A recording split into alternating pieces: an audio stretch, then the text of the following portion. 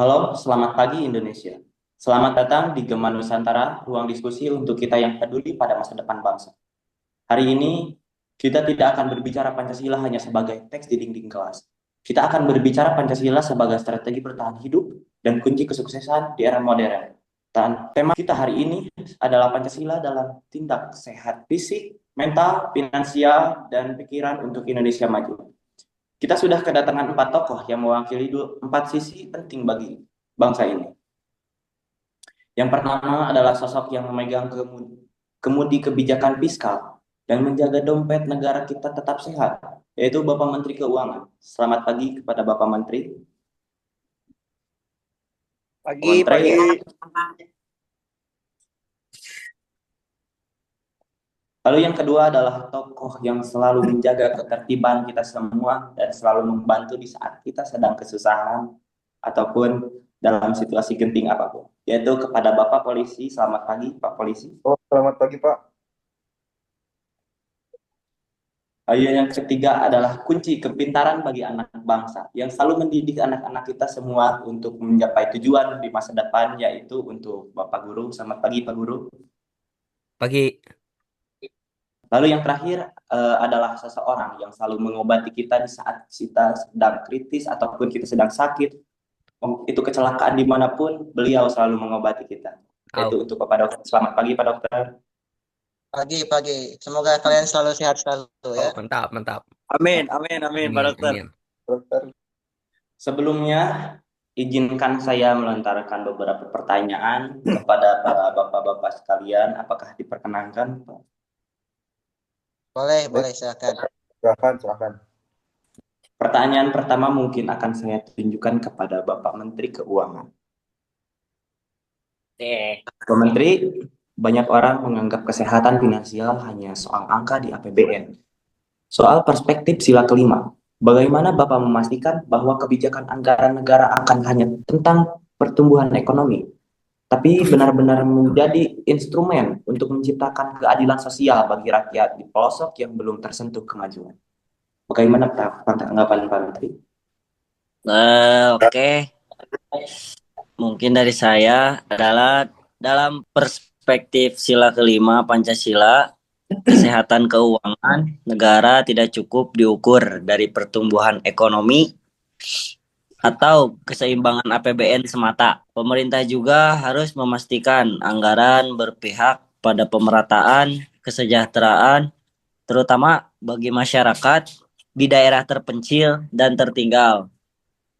Hal ini dilakukan melalui alokasi anggaran yang memprioritaskan pendidikan, kesehatan, infrastruktur daerah, serta bantuan sosial yang tepat sasaran. Dengan demikian, APBN berfungsi sebagai instrumen keadilan sosial, sehingga manfaat pembangunan benar-benar dirasakan oleh seluruh rakyat, bukan hanya oleh wilayah yang maju. Oke. Jawaban yang cukup sangat memuaskan. Terima kasih kepada Bapak Menteri atas jawabannya. Sama-sama. Lalu pertanyaan yang kedua mungkin akan saya lontarkan kepada Bapak Polisi. Bapak Polisi,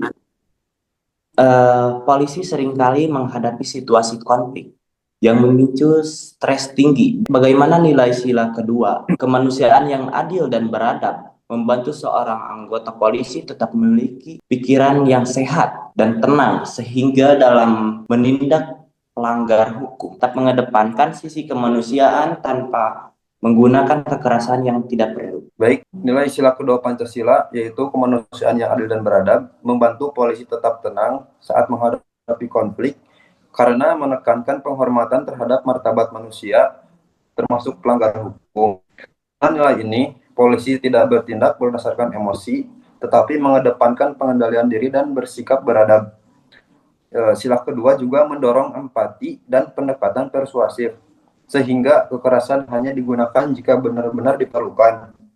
Hal ini membantu polisi berpikir lebih jernih, menjaga kesehatan mental, dan menegakkan hukum secara manusiawi serta profesional. Oke, mungkin cukup sekian jawaban dari saya. Oke, terima kasih Bapak atas jawabannya yang cukup memuaskan ya. Ya. Oke, selanjutnya pertanyaan yang ketiga mungkin akan saya lontarkan kepada Bapak Guru. Apakah perkenankan? Ya, eh, di era media sosial yang penuh perundungan atau disebut bullying dan hoax, kesehatan mental siswa sangat rentan. Bagaimana peran guru dalam mengamalkan sila ketiga, yaitu Persatuan Indonesia, untuk membangun ekosistem sekolah yang sehat secara mental, di mana perbedaan latar belakang tidak menjadi sekat, melainkan menjadi kekuatan untuk maju bersama. di era media sosial yang penuh perundungan dan hoax itu, sila ketiga ya, Kesatuan Indonesia memiliki peran penting dalam menjaga kesehatan mental siswa. Guru berperan sebagai penggerak persatuan dan dengan menciptakan lingkungan sekolah yang aman, inklusif, dan saling menghargai.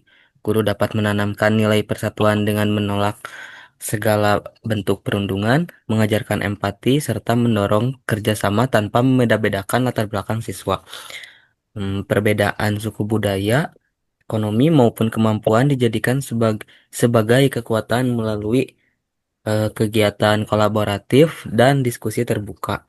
Dengan mengamalkan sila ketiga, guru membantu siswa merasa diterima dan dihargai, sehingga tercipta ekosistem sekolah yang sehat secara mental, solid, dan mampu tumbuh bersama dalam keberagaman. Nah, mungkin itu yang bisa saya sampaikan. Terima kasih Bapak atas jawabannya yang sangat-sangat memuaskan. Mungkin pertanyaan terakhir akan saya lontarkan kepada Bapak Dokter. Pak Dokter, apakah diperkenankan?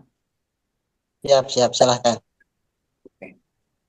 Pak Dokter, dalam dunia medis yang semakin canggih dan terkadang, bagaimana Bapak menjaga nilai profesi tetap lurus pada sila pertama, yaitu ketuhanan yang Maha Esa, terutama dalam memastikan bahwa setiap nyawa sehat fisik bahkan mendapatkan pertolongan terbaik tanpa memandang status sosial pasien. Oke, baik.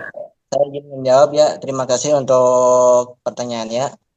Bagi saya mungkin menjaga integrasi profesi di tengah arus komersialisasi medis memang merupakan tantangan spiritual sekaligus profesi yang besar.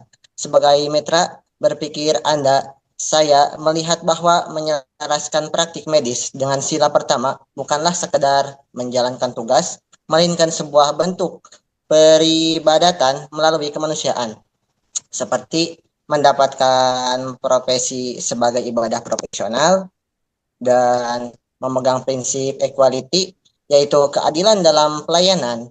Dan yang ketiga mungkin transparansi dan edukasi yang jujur.